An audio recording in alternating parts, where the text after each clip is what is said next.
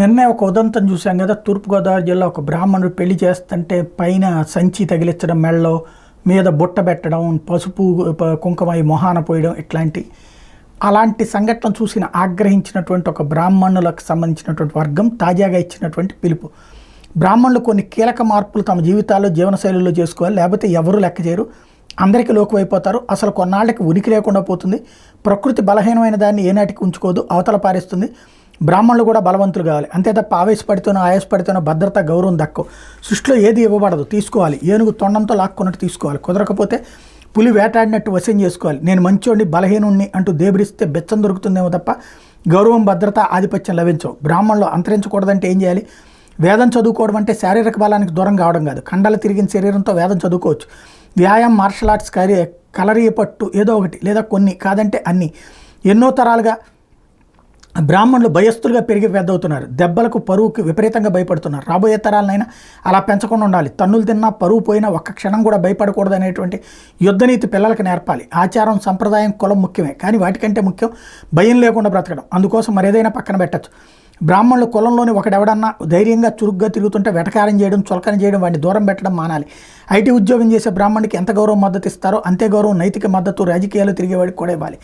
సినిమాల్లో ప్రయత్నాలు చేసేవాడికి ఇవ్వాలి, పోలీసు అవుతాననేవాడికి ఇవ్వాలి, ఆర్మీ మొదలు ఆటో డ్రైవర్ పనిచేసేవాడి వరకు అందరికీ సమాన గౌరవం ఇవ్వడం నేర్చుకోవాలి.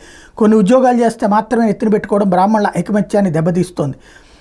శారీరక బలం తప్పనిసరి, అందుకోసం మాంసం తినాల్సిన అవసరం మాత్రమే లేదు, శాకాహారంతోనూ దృఢత్వం సంపాదించచ్చు, కానీ అవసరమైతే బ్రాహ్మణులు మాంసం తినడానికి కూడా వెనకాడద్దంటూ ఈయన చెప్తున్నారు. ఇది మంచిదో రాదో వాళ్ళు చెప్పాలి. మాంసం ఎవడైనా తింటే తినని బ్రాహ్మణులు వాడిని వెకిలి చేయాల్సిన అవసరం లేదు, గేలి చేయాల్సిన అగత్యం అసలు లేదు. రకరకాల మనుషులను అంగీకరిస్తూ కలుపుకుపోతేనే బలం పెరిగేది. శారీరక బలంతో పాటు ప్రజాస్వామ్య యుగంలో డబ్బు, అధికారం కూడా ప్రధానం. బ్రాహ్మణులు తమ మీద దాడులు జరగద్దు అనుకున్న, తమపై జరిగిన దాడుల్ని తిప్పికొట్టాలనుకున్న డబ్బును సంపాదించాలి. డబ్బు విపరీతంగా సంపాదించిన 1-2 కులాలే ఈనాటి సమాజాన్ని శాసిస్తున్నాయి. బ్రాహ్మణులు కేవలం జ్ఞానంతో మంత్రం శాసిస్తామంటే కలియుగంలో అది సాధ్యం కావట్లేదు. ఇక్కడ ప్రధానమైనటువంటిది అదే. ఎక్కడైతే కలియుగ పరిస్థితులు అంగీకరించో వేద సమ్మతమైన జీవనం గడుపుతూ రోజు గాయత్రి జపించే వారి సంగతి సరే, మిగతా వృత్తిలో ఉన్న బ్రాహ్మణులు నిర్మోహమాటంగా డబ్బు పోగాలి. భూమిని రైట్ నౌ శాసిస్తున్నది బిలీనియర్స్. అందులో బ్రాహ్మణులు ఎంతమంది ఉన్నారనేది బ్రాహ్మణుల భవిష్యత్తు భద్రత నిర్ధారిస్తుంది. శారీరక బలం, డబ్బు ఇవే ఉంటే సరిపోవు, అధికారం ఉండాలి. ప్రజాస్వామ్యంలో జనం మద్దతుతో గెలిచేవాడే నాయకుడు.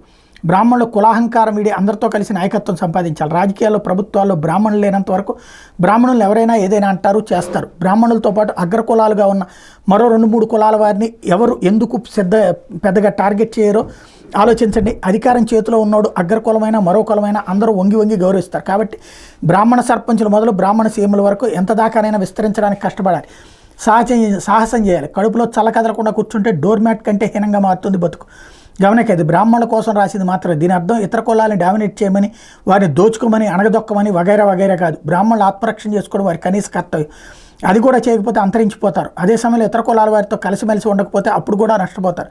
గతంలో జరిగింది అదే. Moral of story. ఇప్పుడు బ్రాహ్మణులకు కావాల్సింది శారీరక బలం, మానసిక దారుఢ్యం, తీవ్రమైన ధనం, కీలకమైన అధికారం. ఈ 4 శ్రీ మహావిష్ణువుకుండే శంకు, చక్ర, గద, ఖడ్గాల వంటివి అంటూ ఏదైతే నిన్న జరిగినటువంటి ఉదంతాన్ని బేస్ చేసుకుని జయసింహ గారు మెన్షన్ చేసినటువంటి పాయింట్.